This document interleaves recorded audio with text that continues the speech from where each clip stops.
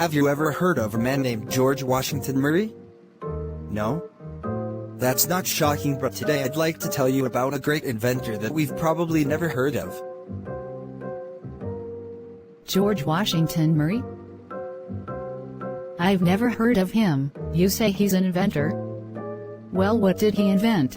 I'm glad you asked. Let's briefly look at this great man of our story.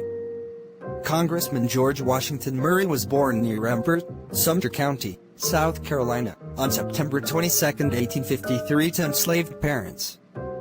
He attended public schools, the University of South Carolina, and the State Normal Institute at Columbia, where he graduated in 1876. After graduating, Murray taught school and worked as a lecturer for the Colored Farmers Alliance for 15 years. In 1890 he became an inspector of customs at the port of Charleston. 2 years later, in 1892, Murray, a Republican, was elected to represent South Carolina's 7th Congressional District, which included Charleston. While in Congress, Murray successfully filed for patents for 3 inventions. All 3 were granted on the same day in April 1894. His inventions were designed to speed up the planting and harvesting process. They were a fur opener, a combination stalk knocker cultivator, and a marker. In June of the same year, the U.S. Patent Office approved his application for 4 more inventions, including a fertilizer distributor and a mechanical cotton chopper. Wow, I've never heard about this. I wonder why we aren't taught about him in schools.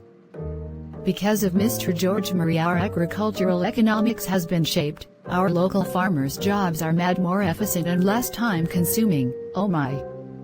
Just think of all the inventions this man gave rise to.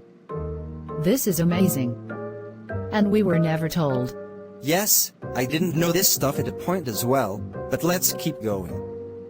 George W. Murray fought Jim Crow laws, which undermined the efforts of black people to improve their status.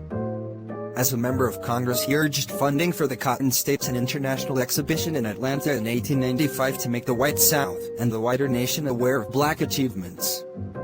Ironically, Booker T. Washington would become famous at that exposition by criticizing the efforts of African-American politicians like Murray to concentrate on voting rights. In 1894, Murray's own supporters were subjected to voter fraud and intimidation during his re-election campaign. The predominantly Democratic South Carolina legislature redistricted boundaries to place Murray into the state's 1st congressional district. Murray lost a close election to Democratic candidate William Elliott, but he successfully challenged the election results before the U.S. House of Representatives. When Congress finally decided the outcome of the election, Murray was seated and served 9 months of the full 2-year term from June 4, 1896, to March 3, 1897. Murray's victory, however, was short-lived as threats to black voting increased with the passage of state laws making more stringent the requirements for residency, poll taxes, property ownership and literacy, all measures designed to discourage African-American voting. Murray lost his House seat in 1896 due to the decreased number of black voters in his district. After his 1896 defeat, George Murray resumed farming and developed a real estate business. By 1900 he had purchased more than 9,000 acres of farmland in Sumter County, South Carolina. He divided the acreage into small plots and created lease agreements with tenant farmers to grow cotton. By 1902 more than 200 families worked on these plots. In 1903, however, 2 of Murray's tenants claimed he had forged their names on lease agreements. He was arrested and convicted of forgery in 1905, and sentenced to 3 years hard labor. Murray, however, refused to surrender to state authorities, and instead he and his family took a train to Chicago. Once in Illinois, he began a successful new career selling life insurance and real estate.